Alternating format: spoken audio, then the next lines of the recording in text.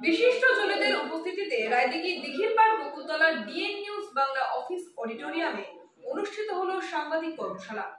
দক্ষিণ চব্বিশ পরগনার রায়দিঘি বিধানসভার দিঘিরপাড় অঞ্চলের বকুলতলার ডিএন নিউজ বাংলার কর্মকর্তা আব্দুল সত্তার মীরের উদ্যোগে ডিজিটাল মিডিয়ার সাংবাদিকদের নিয়ে অনুষ্ঠিত হলো বাৎসরিক সম্মেলন ও সাংবাদিক কর্মশালা।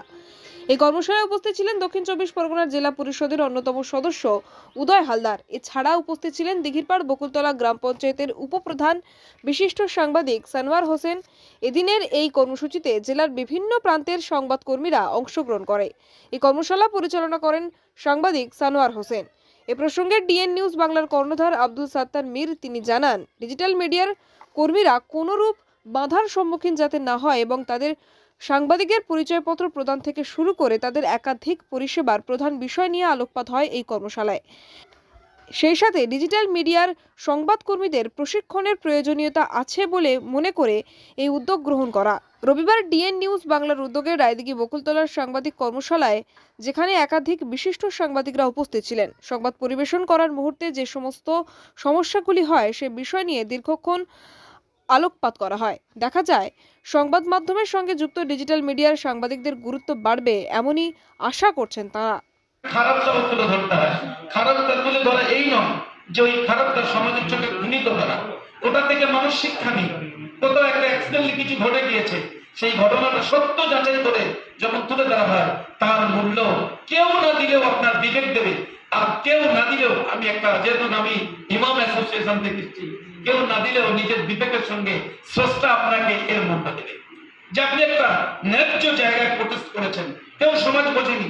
আপনি দেখুন যত বড় বড় মানুষ, যত বড় বড় সাংবাদিকরা, আমি একটা নিউজ পড়েছিলাম তুরস্কের কোন একজন বড় সাংবাদিক, তিনি ফেঁসে গিয়েছিলেন। তিনি সেই খবরটা করতে গিয়ে সেখানে বোমবাস্তি হয়ে মারা গিয়েছিলেন।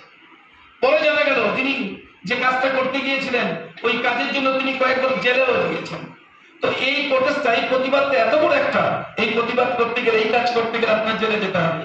এই কাজ করতে গেলে আপনাকে অনেক বড় বড় হুমকি আসবে। তারপরে এই সত্যটাকে সামনে রেখে আপনাকে এগিয়ে যেতে হবে। আপনি সমাজের একজন বলিষ্ঠ নাগরিক, সমাজের একজন শিক্ষিত, একজন রেসপন্সিবল ব্যক্তি। আপনাকে এই কাজ কাঁধে করে, এই কাজে আপনি যখন নামিয়ে দিয়েছেন, এই কাজ আপনার শেষ পর্যন্ত তুলে গেল। সমাজের কাছে অনেক গৃহীত হয়েছেন, অনেক অপমানিত হচ্ছেন, এটা আপনাকে বাধা নয়। আপনার নেক্সট মিশন হলো সত্যকে তুলে ধরা। আমি সেজন্য আপনাদেরকে আরেকবার উদ্বৃত্ত জানাই, সবাইকে শ্রদ্ধা জানিয়ে আমার বক্তব্য শেষ করছি।